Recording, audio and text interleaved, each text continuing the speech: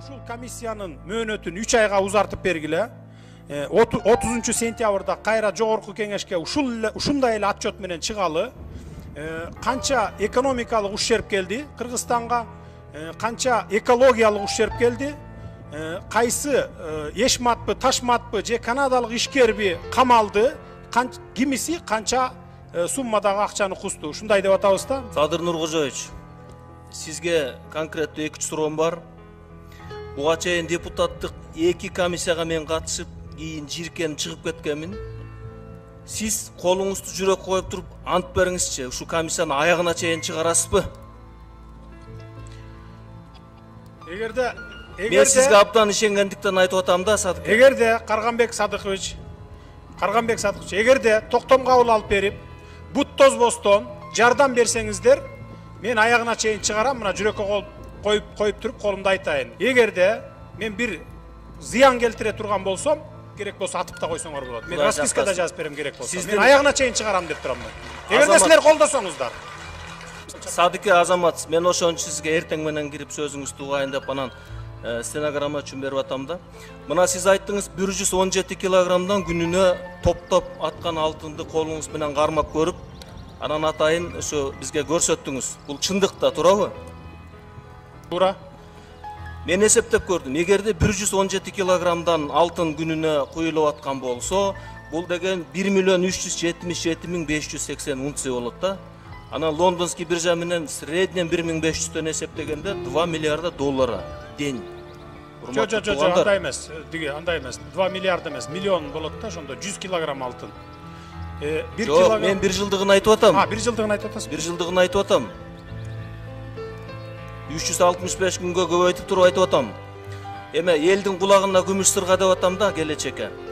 Анан сиз айттыңыз 33 эсе жанагы химикаттар, ядовитые вещества 33 эсе превышает дедиңиз.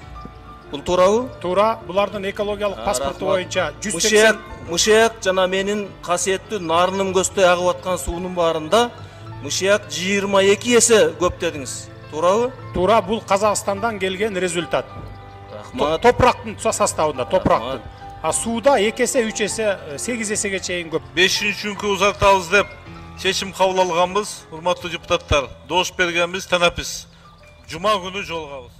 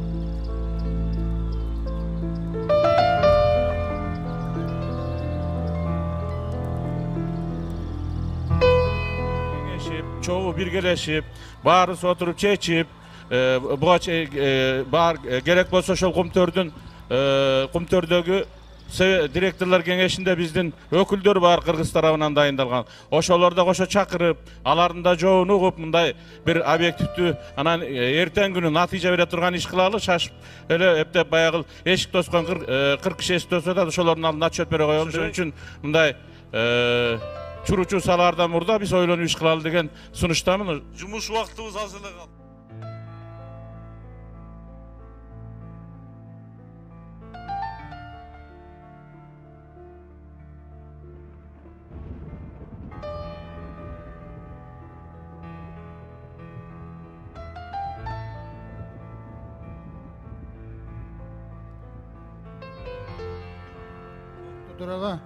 Mına hazır saat 8'ge çeyinde ulantып koyduk ele.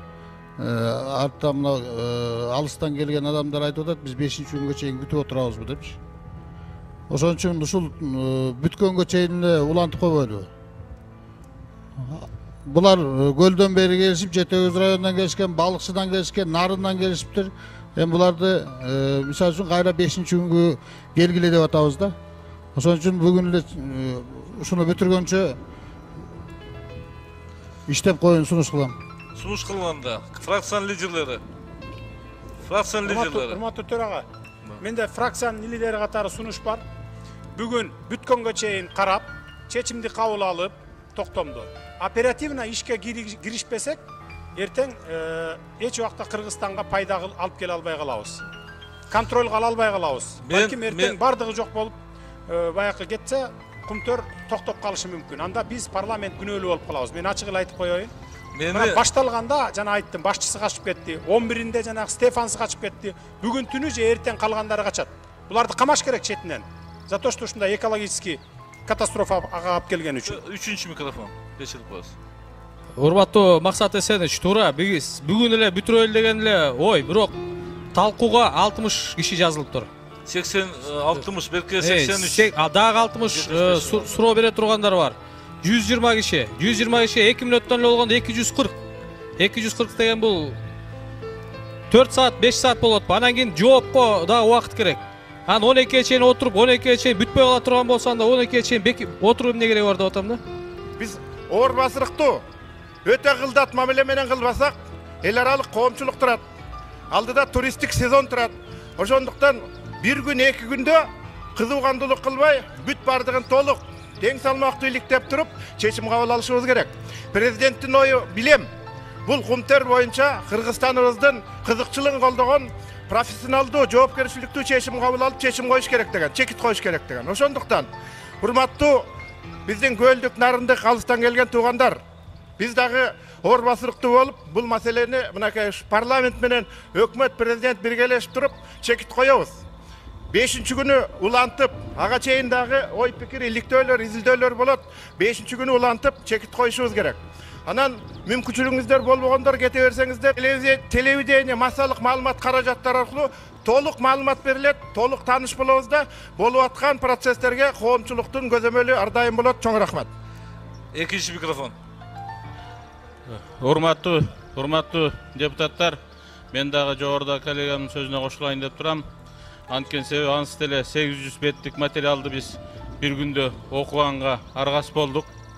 Өтө ошо элдин каалоосун аткаралы деп, элдин күткөнүн аткаралы деп. Анан эми ушунча чоң маселени териштирбей, сурабай туруп эле көз жумуп бир кандайдыр шашылыш чечим чыгарып койсок, эртең күнү жекеле bir firmanın taqdırı emas, бүтүндө Кыргызстандын тагдыры чечиле турган жерде калпыстык кетирип койбойлу деген коркунуч турат. Урматтуу депутаттар, жаман ой жок. Чынбай акыныч. Буга чейин дагы мен жооп берип коем. Буга чейин дагы айтып кетишти. Муну сабырдуулук менен абдан бардык нерсени талкуулап, жакшынакай чечим чыгарышыбыз керек. Иштей турган. Мурунку комиссиялардын жумушу ишке ашкан жок. Ишинде шашып кийин өкмөт дагы колдобой, эч ким колдобой койгон. Биздин чечимибизди Кудай буйрса, бардыгы колдоп, иштей турган чечимге келишибиз керек. Бул шашылып барып болбойт негизи. Ошон үчүн урматтуу депутаттар, чечим кабыл алынды. Ысык Көлдүк туугандар да буну түшүнсө керек.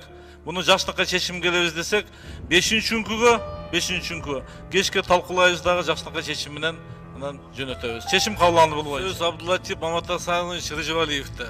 Чечпейм деген эч ким айткан жокпу, бардыгыбызга чечишибиз керек деп атабыз. Урларды кармаш керек, Акаевден бери бардыгын, күнөөсү болсо, Абдуллатип Маматасанович Рыжевалиевде сөз. Рахмат, саламатсыздар урматтуу депутаттар, урматтуу чакырылгандар, урматтуу төрага. Биринчи комиссиянын чечимин, комиссиянын сунушун добушка коюшуңуз керек. Өтпөй калса андан кийин өкмөттүкү болобу, же биргелешип иштеп чыккан долбоор болобу, аны добушка кое берсеңиз болот. Эми сиздердин киргизген токтом боюнча айтып коеюн. Бул токтом болбойт. Себеби дегенде 15 февралда Иманкожоев отчет бергенде кумтөр боюнча биз 5 пункттан турган токтом кабыл алганбыз. Ошол жерде жазылган токтом бүгүнкү эле токтомго кайталап берип атасыздар. Бул кайсылар? Убактылуу депутаттык комиссиянын отчетуна белгиленген отчетунда белгиленген маалыматтарды ар тараптуу, толук жана объективдүү иликтөө максатында өкмөттөн комиссия түзүлсүн деп атасыздар. Урматтуу депутаттар, биз 15 февралда өкмөткө тапшырма бергенбиз 5 пункт менен. Барып карагыла, экологиялык катастрофага алып келатат, ушуну ордуна калыбына келтиргиле деп. Бирөө дагы басып барган эмес. Бул токтом менен дагы бирөө дагы басып барбайт. Мына Атажанов кат берип атат аппарат правительствого. Аппарат правительство сурап атат. 20-июнь 2000 кече жакында 5 күн болду, 7 күн болуптур. Эмне үчүн ушундай мыйзамсыз токтомдорду мыйзамсыз Сарыча Тээр таш боюнча лицензияларды бердиңер эле дегенде мына Атажановдун колу менен жазып атат. Госагентство исполнял указания правительства Кыргызской Республики деп атат. Анан азыр сиздер айтып атасыздар, өкмөткө тапшырма берели, ошолор комиссия иштеп чыгып, бүт баарын аныктап, анан биздин алдыбызга 1 октябрда келип отчет берсин деп. Бул деген сөз эч ким эч убакта мындай комиссия түзүп иштебейт. Эмне үчүн? Себеби өкмөт башында тургандар өзлөрү ушу кумтөргө белчесинен батып алган. 1 миллиард 359 миллион сомду списать этип атат. Анан сиздер ушуларга алып барып туруп кайра комиссияны берели деп атасыздар. Ушулар иликтеп чыксын деп. Ошон үчүн комиссия каршы, биринчи комиссиянын сунушун коюңуз, өтсө өтсүн, өтпөсө андан кийин ма десе 10 токтом кабыл алалы. Без обсуждения. Экеле долбоор бар бүгүнкү күндөчү. Бүгүнкү күндө биз сүйлөшүп мурунку отурумда, жыйында макулдашылган вариантты алып чыгыңыздар деп комитетке тапшырма бердик эле. Алар 5 отурум кылып бүгүнкү күндө алып чыгып атат. Андан кийин Садыр Нуркожоевичтин варианты бар, ушу 2 вариант. Ошон үчүн талкуусу жок. Кайраданчы өкөнүнө добуш берелик. Кандай дейсиздер, Кайсынысына добуш берсеңиздер, ошол токтом өтөт. Макулсуздарбы? 1 мүнөт берип коесузбу? Биринчи микрофондан. Урматтуу төрага, урматтуу депутаттар, добуш берердин астында биз такташып алалы. А дегенде биз депутаттык комиссиянын отчетун коебуз да. Туурабы? Өтүп, же болсо өтпөй калышы мүмкүн. Бул боюнча айтам мен. Жок. Эгерде анда өтпөй калса, кокусунан, анда биз мынау азыр комитеттин токтомун коебуз, туурабы, долбоорун. Долбоорун коюп атканда бул жерде экинчи пункт жүрөт. Мамлекеттик комиссия түзөлү депчи. Эгерде мамлекеттик комиссия түзүлө турган болсо, мамлекеттик комиссияны президент түзүш керек. Анда жоопкерчиликтин баары тең президентке өтөт. Ошого макул болобузбу? Аягында президент чекит коюш керек анда. Эгерде президент кумтөргө туура эмес мамиле кылынып калса, анда президенттин тегерегинде чоң маселе пайда болот. Мен муну айтып атканым. Мынакей биз апрель окуясы боюнча, июндагы Ош Жалал-Абад окуясы боюнча мамлекеттик комиссия түзгөнбүз. Мамлекеттик комиссия ал жыйынтыкты караган жок. Ушул убакка чейин президент караган жок аны. Мурунку президент да, азыркы президент дагы. Эгерде мынау комиссиянын тагдыры ошондой болуп кала турган болсо, анда Атамбаев дагы бир жолу имиджин түшүрүп алышы мүмкүн болот. Мен ошондуктан сизди, как төрага катары, мына ушул жерде отурган депутаттарды мен ушул маселеге көңүл буруп коёюн. Эгерде андай болуп, улуттук комиссия түзүлсө, анда аны биз кайсы жерден карайбыз анан? Коргоо кеңешмесинде караш керек анда. Убакыт кошуп койгула. Коргоо кеңешмесинде андай полномочия жок. Анда кандай болот мунун келечеги? Мына ушул маселелердин баарын тең юридикалык жактан туура баамдап алалы. Болбосо, бул орусча айтканда очередная филькина грамота болот. Рахмат. Урматтуу депутаттар, урматтуу төрага. Биз баа кыргыздын төл сөзү менен айтканда бөйрөктөн шыйрак чыгаргылатабыз да. Кайтадан дагы бир комиссия түзүү тууралуу сөз да болуш мүмкүн эмес. 5 фракциянын өкүлү катышкан таптатынакай комиссиябыз бар. Мунун ишине мына бардыгыбыз ынанып, макул этип атабыз. Мындай комиссия Bak iyun okuyasın taldaganda gana iştebese bir de komissiya mıntip iştegen emes bolçu. Komissiyanın korutundusun biz birinci men ötkünde de kayttım ele hazırda kaytalayın. Oşolle komissiyanın çeçimine ayrım bir özgörtülördü giyirip turu oşonu gana doğuşka koygonga bizden hukukubuz var. Komissiyanın işine katışpay, bul yerden oturup alıp hazır bir dağı çeçim çıkarıp alıp anı doğuşka koygonuz takırlı tura gelbeytti. Koğuşpayt bul, hurmatlı deputatlar. Biz bulardı içine ızattaşımız da gerek da. Uşunçalık meyniyet kılıp, alar bardık iğneci üneçeyen iliktep taktap alğanға emi mamleketli komissiya tüzüşüz gerek dep kantip çeçim kabul alabız. Bul özü takır koğuşpağın nerseye ketip atabızda. Komissiyanı koldaşımız gerek. Uşunun çeçimin alımça koşumçası menen doğuşka koyuşumuz gerek. Oşonda gana biz bir nerseni çeçeyiz bu mesele boyunca. Atak çeçilişi mümkün emez. Rahmat. Biz mına komissiya tüzdük. Komissiya çeçimin çıkardı. Egerde komissiya çeçimin kolda boy turgan bolsok, açık ele aytiş gerek. Davaydı baş aylantkan tototoylu. Eldin başına aylantkan tototoylu. Komissiyanın çeçimin kolda boyubuz bu. Komissiyanın çeçimin kolda boyubuz dep çıkıp açık aytiş gerek. Men jeke özüm komissiyanın çeçimin koldoyumun. Anan keçe günü men bol жерде аксакалыбыз, урматтуу депутатыбыз, СДПК партиясынан депутат, СДПК фракциясынын мүчөсү Egemberde Ermatov ababızdın sözüne koşulat elem. Mına uşul ababız toçkanı aytıp koydu.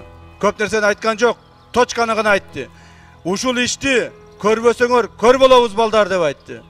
Bizde kırgızыбызda aytıp koyot. Uluk adam uagында süйлөбөсө ululuktun ne paydası var dep. Oşonun sыңарында урмат депутаттар, бүгүн чечпесек biz dagın деле башты айлантып öydөгө, ылдыйга, аркыга, беркиге бүгүн кол коюп алып, кайра колубузду артка тартып алып, бирөө менен барып жең ичинен сүйлөшүп алып, өзүбүздүн ишибизди бүтүрүп алып, өкмөткө барып дагы башка иштерди бүтүрүп алып, жүрө берсек, мамлекеттин кызыкчылыгы, улуттун, кыргыздын кызыкчылыгын ким карайт? Мына мен бул жердеги комитеттин төрагаларына айтаар элем. Жеке көзүңөргө сайып айтып коеюн. Урматтуу агам Талант Узакбаев, сиз жетөгүздүн кулунусуз. Ошол жерде кумтөрдү непосредственно кумтөрдүн келтирип аткан зыянын көрүп турган элдин кулунусуз. Бирок сиз бүгүн элге каршы чечим чыгарып атасыз. Исхак Пирматов, сен дагы урматтуу иним, Алабука чаткалдагы кумтөрдүн казган кенине, то есть алтын казгандардын, кен казгандардын эсебинен канча элдер алабукалык чаткалдыктар 10 жылдап, 20 жылдап ыйлап келатат. Ошолорду өз көзүң менен көрүп келе жатасың. Эмне үчүн моундай комитеттин чечимине кол коесуңар? Андан сырткары дагы бир комитет чечими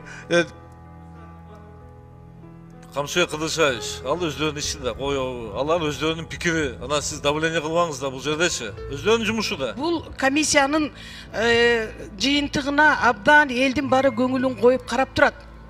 Ошон үчүн биз бүгүн дагы суранган протоколдун долбоорун кабыл алып койсок, биз суранып жүрө беребиз. Ошон үчүн урматтуу коллегалар ойлонгулагын, кайсыл долбоорго биз добуш берерибизди. Рахмат. Суранган долбоор жок болсо керек бул жерде. Бардыгы мамлекеттин кызыкчылыгында. Билбейм, биз эч кимден эч нерсе сураган жокпуз, Биз только кызыкчылыкты коргола дедик. Биринчи микрофон. Урматтуу Асылбек Шарипович, урматтуу коллегалар. Мына комиссия иштеп чыгып, бардыгын астына отчетун берди. Андан сырткары видео тасма кылып бардыгыга көрсөтүп берди. Bundan ашык дагы эмне кереги бар? Эмне биз мына экологический ущерб экологияга келген $1 миллиард ашык. Дагы эмне кереги бар? Мына эгерде биз аз чечкүндү кадамга барбасак, ошентип дагы чозо турган болсок, өкмөттүк комиссия, башка комиссия деп, анда бүгүнкү күнү жанакы комиссиянын айтымы боюнча мамлекетке улуттуу түрдө зыян келтирип атат. Кылмыштуу түрүндө зыян келтирип атат. Аны ким эртең толуктап берет?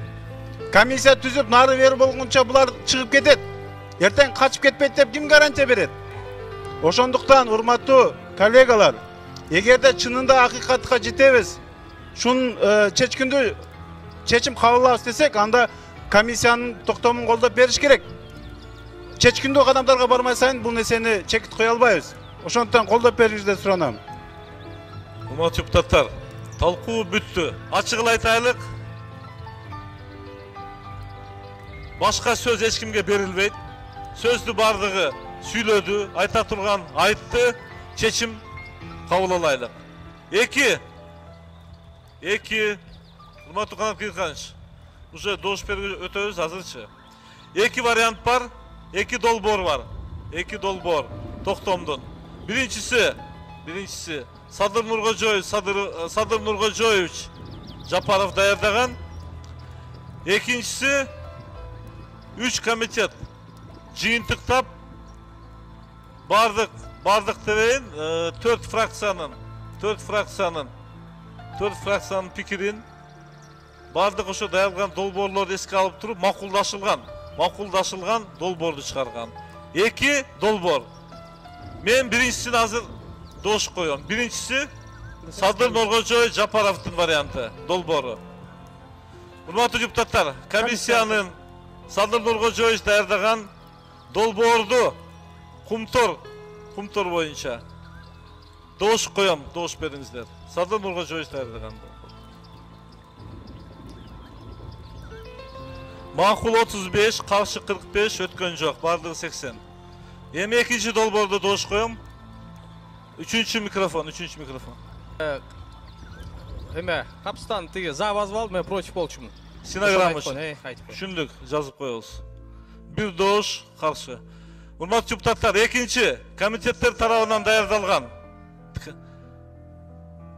макулдашылган долбоорду дош коём, дош бериңиздер. Макул 67, каршы 11, барды 78. Долбоор кабыл алынды. Садыр Нуркожоевич, сизге дагы чоң рахмат, комиссиянын мүчөлөрүнө чоң рахмат. Бул маселени ушул комиссия иштеп чыгарды. Жакшы иш болду. Ушул токтом менен түзүлгөн комиссиянын дагы жогорку кеңеш тарабынан көзөмөлгө алынып, будан нары комитеттер дагы Садыр Нуркожоевич, Кудай бул сөзүңүз дагы бул комиссияга киресиз, Кудай буйруса. Жумушун жакшынакай алып келгиле. Эл күтүп атат, депутаттар да күтүп атат. Сөз сизде. Рахмат, урматтуу депутаттар, айрыкча колдоп берген депутаттарга чоң ыраазычылыкты билдиремин, комиссиянын атынан жана өзүмдүн атымдан. Экинчи, сиздер кабыл алган азыркы токтом, бул бая ууруларга эле, ууруларды жиберген болдуңар да, бар ууруну кармап келдим. Мен дагы бир фактын айтып коеюн, мына заместитель министра Аселетко 13 декабрь 2010 жылы жанакы фабриканын ичинде мыйзамсыз курулган печкага активдештирилген көмүрдү күйгүзүп ийип, андан алган алтынды уурдап кетип атканга уруксат берген. Мына ушуну иштете бергиле деп мынакей.